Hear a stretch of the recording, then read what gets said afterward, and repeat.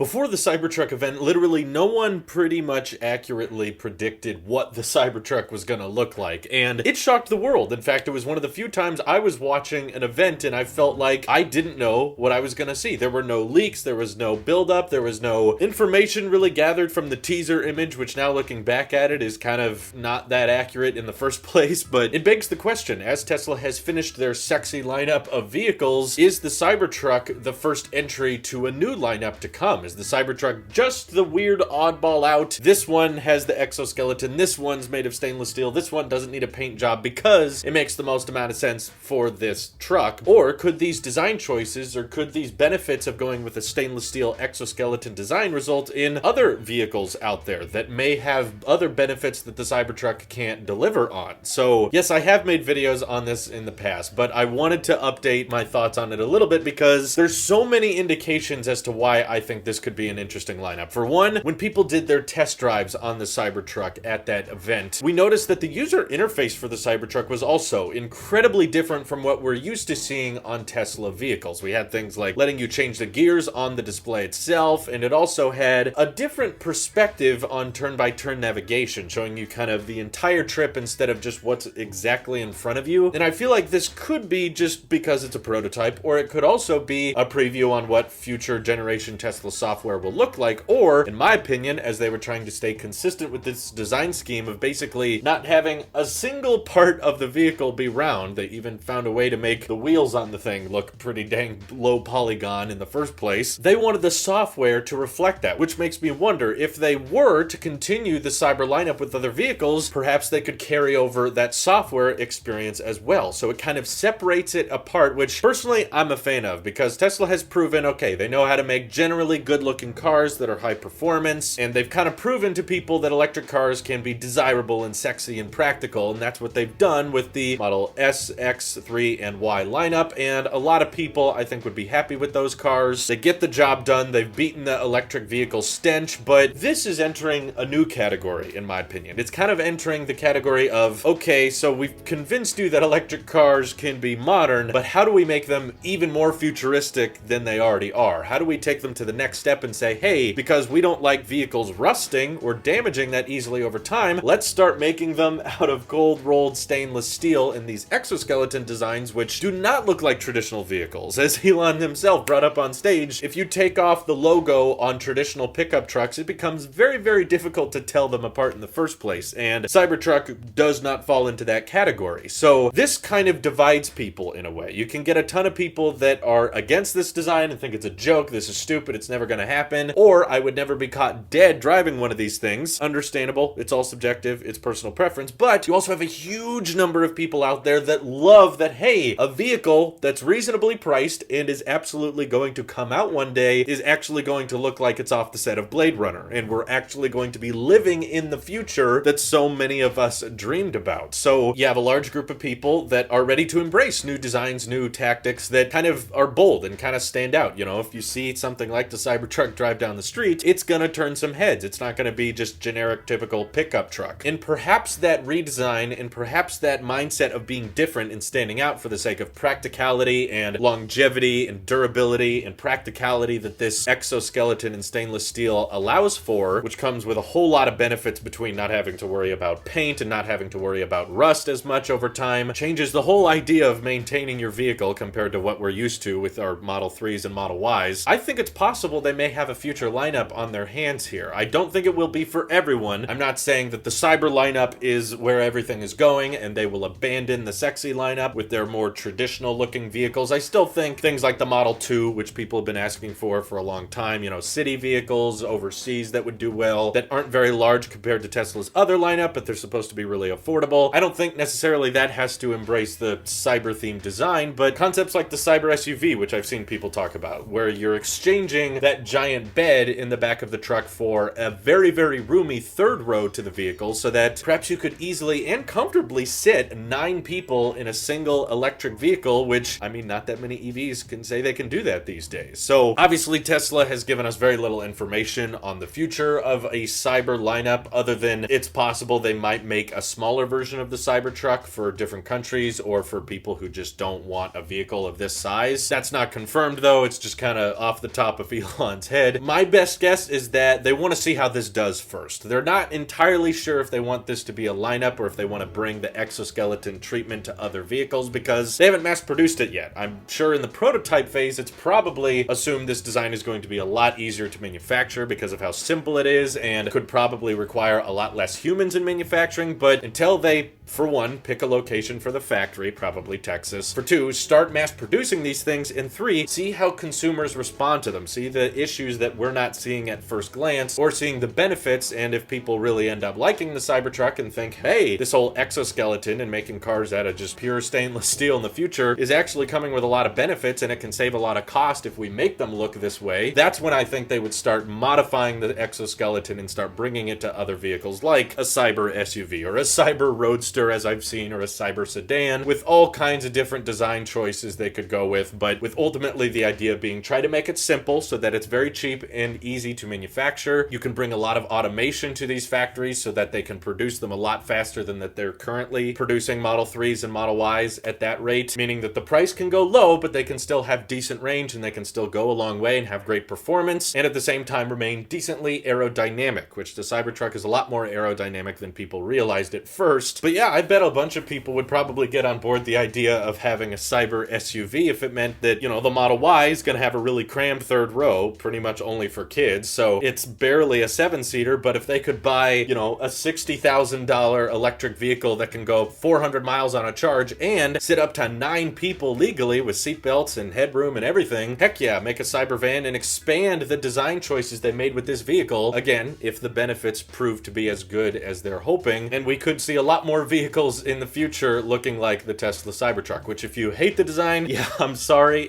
you'd probably get annoyed by that, or just think the world looks ridiculous if they're gonna start pumping out more things like this, or if you're in love with this design and you think it's timeless and you think it's the future, you're probably gonna get really excited for this, because having more vehicles look like they're off of Blade Runner or just straight out of the future, it's like cars will take a drastic change in design that will be iconic from that year on, and it'll suddenly become very, very recognizable. So personally, I'm in that boat. I like this design. I want to see them bring this to other vehicles with different benefits and different pros and cons than just a truck. I think this was a great way to showcase it, but if the benefits end up proving to be right, just think of how this could benefit other vehicles out there outside of a pickup truck. Before I go, just wanted to thank Snazzy Labs for shooting this awesome video of the Cybertruck event. Links, of course, to find his channel are in the description below, and if you have more thoughts on the Cyber lineup, feel free to hit me up over on Twitter, join my Discord, and we can chat more over there. Thank you guys for watching. Hope you have an excellent rest of your day. Take care.